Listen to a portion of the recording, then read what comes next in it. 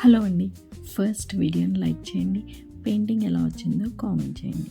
నేను Fevicryl colours use చేసి fabric painting చేస్తున్నానండి. ఫ్లవర్ని పెయింట్ చేస్తున్నాను.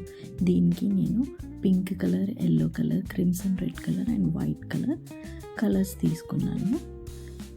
వైట్ కలర్ తోటి ఫస్ట్ అవుట్లైన్ అంతా ఫిల్ చేసుకుంటున్నాను. మీకు డ్రాయింగ్ కనిపిస్తుంది అనుకుంటున్నాను.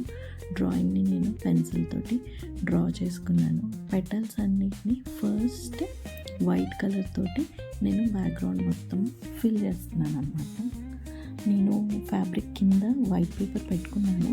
అందు గురించి కొంచెం కలర్ కూడా వైట్ కలర్ ఎక్కువ పీల్ చేసుకుంటుంది అనమాట. ఎందుకంటే కింద కూడా పేపర్ ఉంది కదా, కింద కంపల్సరీ పేపర్ అనేది కంపల్సరీ పెట్టాలండి.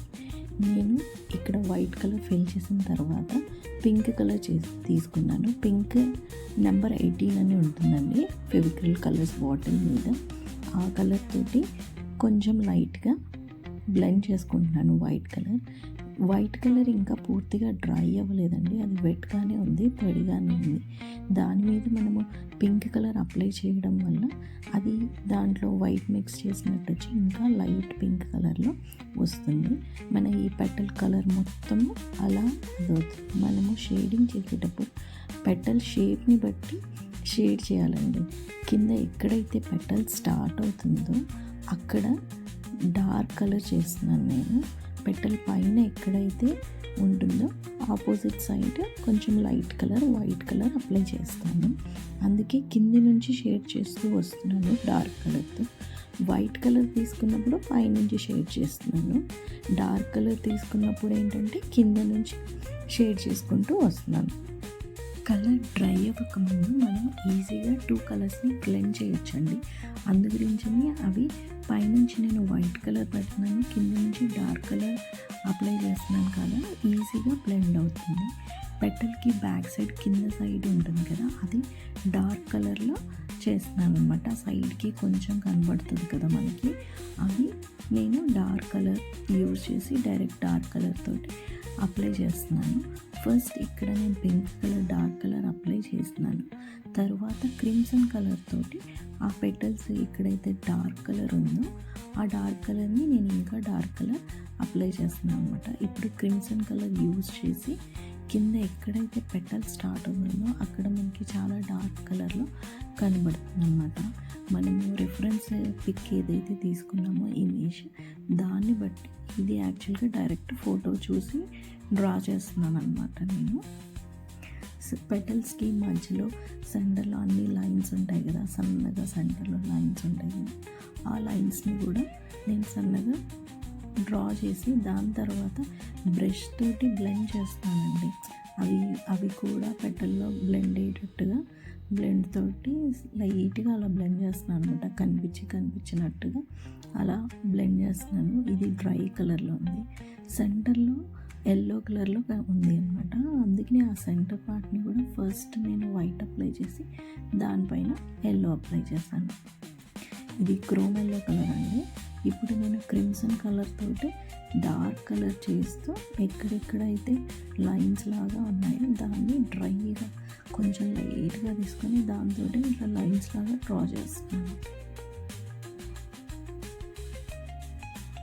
మనకి ఎప్పుడైనా 3-4 టైమ్స్ కోట్ చేస్తూ రావాలండి. ఒకసారి డ్రై అయిపోయిన తర్వాత మనకి అది లైట్గా కనిపించింది అనుకోండి, మళ్ళీ ఒకసారి కలర్ తీసుకొని మళ్ళీ ఒకసారి అప్లై చేస్తూ ఎక్కడెక్కడైతే డార్క్గా ఉందో, ఎక్కడెక్కడైతే పెటల్స్ రెండు ఓవర్లాప్ అవుతూ ఉన్నాయి కదా, ఆ ప్లేస్ని కొంచెం డార్క్గా చేస్తూ అలా చేస్తే మనకి పెటల్స్ అన్నీ సపరేట్గా కనబడతాయి. లేకపోతే మన పెయింటింగ్ అంత నీట్గా కనిపించదు అనమాట.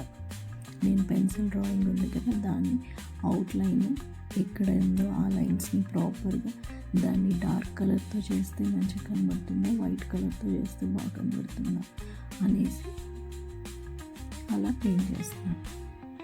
ఇప్పుడు నేను యూజ్ చేసేది 000 పాయింటెడ్ బ్రష్ అండి. ఈ పాయింటెడ్ బ్రష్తో నేను చాలా సన్న లైన్స్ అన్నీ చేస్తున్నాను. ఇంకొకటి అవుట్లైన్ కూడా కొంచెం మొత్తం అవుట్లైన్ లాగా కాకుండా ఎక్కడెక్కడైతే వేయాలో అక్కడ వేస్తున్నాను. తర్వాత వైట్ కలర్తో హైలైట్ చేస్తున్నాను అనమాట. మనం లైన్స్ గీసాం కదా, ఆ మధ్యలో వైట్ కలర్తో అవుట్లైన్ చేస్తూ హైలైట్స్ లాగా వేస్తే మనకి ఇది 3D ఎఫెక్ట్ వస్తుందన్నమాట. అందుకే ఏ ఆపోజిట్ సైడ్స్లో ఎక్కడైతే లైట్ పడుతుందో, ఎక్కడ మనకి లైట్లా కనబడుతుందో ఆ ఫోటోలో కనిపించినట్టు నేను అక్కడ వైట్ కలర్ తోటి హైలైట్ చేస్తున్నాను. మొత్తం ఒకటే సింగిల్ కలర్ ఇస్తే బాగోదు. ఇంకొకటి ఈ ఫ్లవర్ సైజ్ కొంచెం పెద్దగా ఉంది.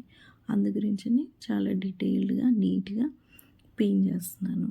మనం పెయింట్ చేసేటప్పుడు చాలా పేషెన్స్ తోటి నెమ్మదిగా పెయింట్ చేయాలండి.